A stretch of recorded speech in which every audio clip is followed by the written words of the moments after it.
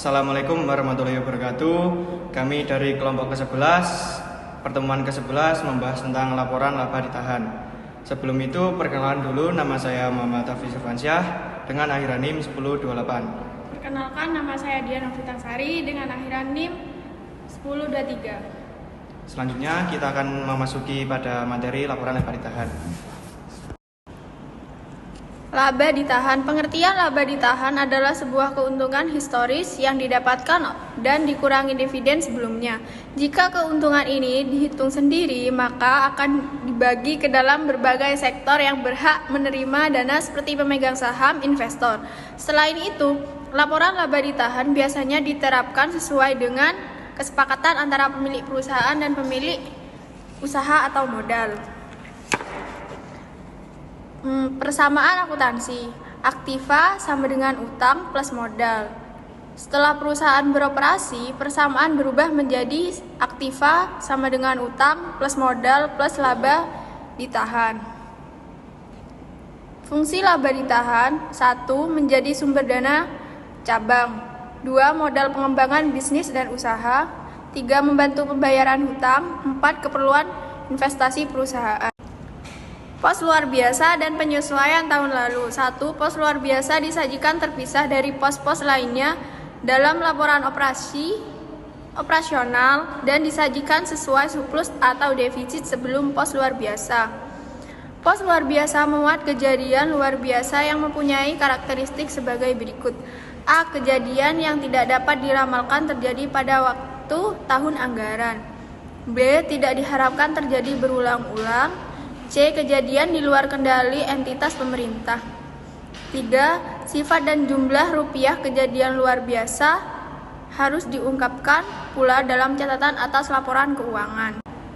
Selanjutnya, dividen. Dividen adalah pembagian laba yang diperoleh perusahaan kepada para pemegang saham yang dimiliki. Dividen akan diterima oleh pemegang saham hanya apabila ada usaha akan menghasilkan cukup uang untuk membagi dividen tersebut dan apabila Dewan Redaksi memegang layak bagi perusahaan untuk mengumumkan dividen.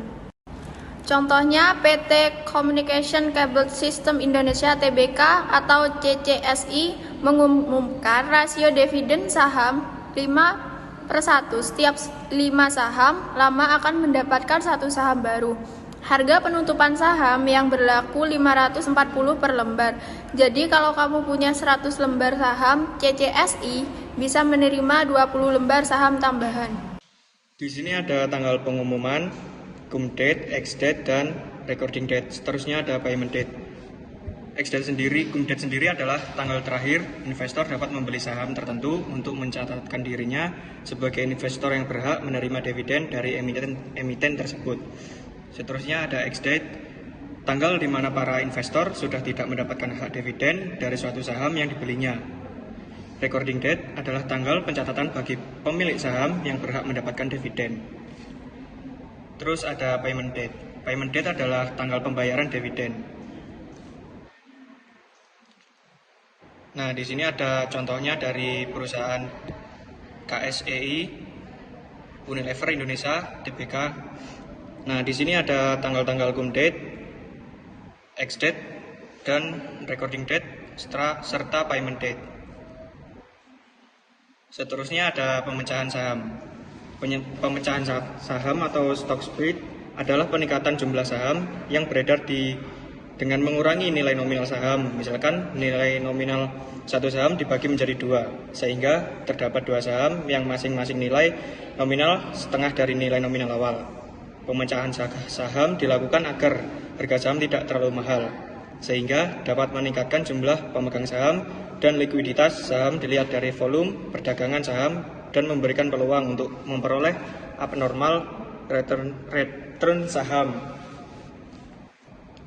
Contohnya, pada PT Mitra Keluarga Karya Sehat, alasan utama Mika melakukan stock split karena mayoritas saham Mika dipegang oleh investor asing, sedangkan 40%-nya oleh investor lokal. Diakui pihak perseroan, pemecahan saham dilakukan untuk memancing investor lokal untuk memiliki saham di Mika. Direktur utama Mika Rencana tersebut justru merupakan hal positif bagi investor lokal yang minim modal agar bisa masuk sebagai investor mika dan kepemilikan lokal atas saham tersebut bisa naik. Selanjutnya ada laporan laba ditahan.